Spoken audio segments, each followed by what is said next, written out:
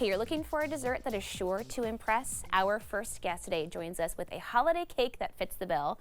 We welcome back cooking instructor Katie Cook. Looking so festive today. Hi, thank you for noticing my Mrs. Claus dress.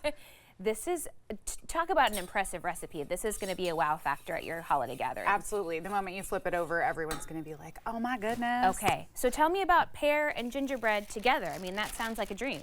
Yeah, absolutely. So this is pears, nice and delicate flavor, So that good. like very soft texture. What I like about this is that the pears breaking down during the baking process means it's going to be easy to cut. Oh, nice. I find a lot of times with upside down cakes with like a pineapple or an apple True. upside down, like it can be a little bit challenging to cut. And then you have a mess. And then you have a mess. Okay. Yeah. The other thing I recommend for doing an upside down cake is that you use a springform pan. Totally. Because that way you can really gently move things along. Okay. When you're like taking it apart and dismounting it, I'll show you how I like to do it. And yeah, the logistics of it, so it comes out looking just as beautiful as it did when it gets started. Amazing. The other thing I recommend is having a little piece of parchment paper that you can fold up and go around. So I'm going to take this from a point in the center. Oh, Looks like I'll clip about there. And that way I don't have to worry about everything sticking. So good. And look at that perfect circle. Easy I have a as little that. bit of practice. I mean, there's a little bit of practice that you happens kind of with forget that. there are ways to do these things. Yeah, absolutely. And then I'm starting with a little bit of brown sugar and butter that I've melted together in my pot here. And I'm just going to move that around until it looks homogeneous. It's not going to stay together because there's nothing keeping it bound. But this is what's going to turn to all the soft caramel sauce that keeps everything looking glossy and beautiful.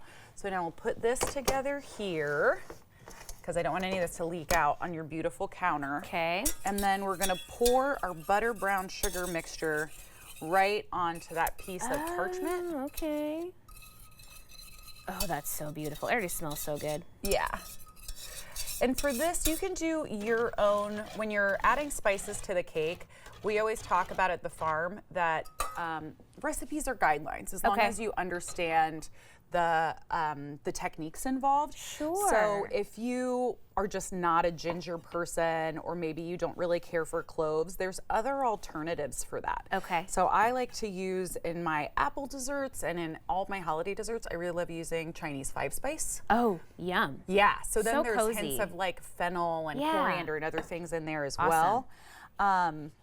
You'll notice I'm just cutting around the core so I don't have to worry about that too much.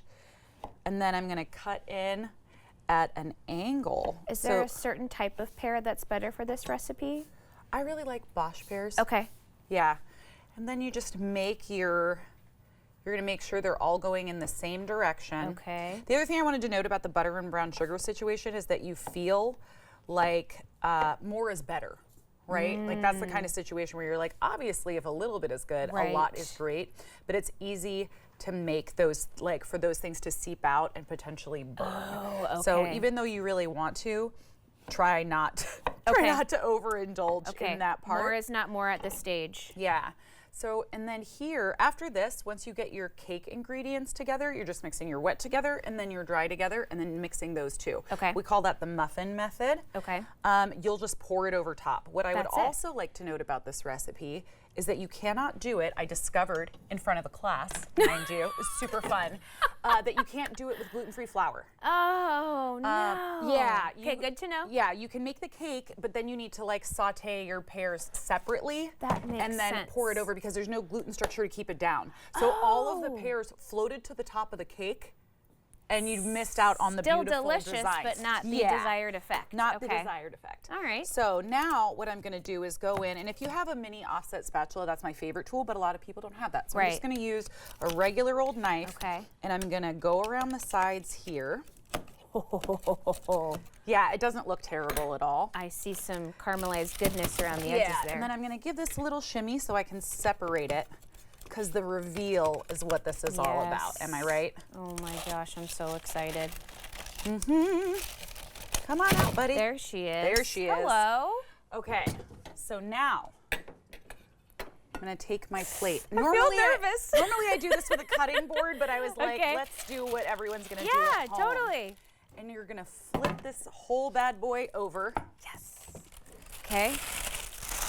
See what I was talking about with all of exciting. that? Yeah, the totally. Side. So now you're gonna get in, and all we gotta do is find that little piece of parchment.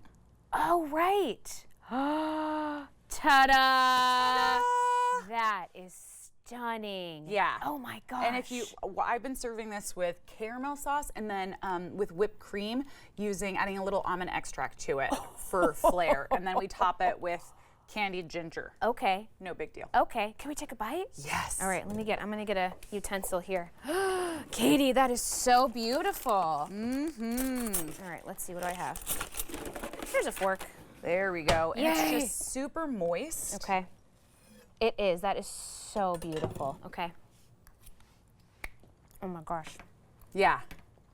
A pear. It's a dangerous situation for sure. It is. It is a problem. I could have many, many, almost infinite bites of that, I think.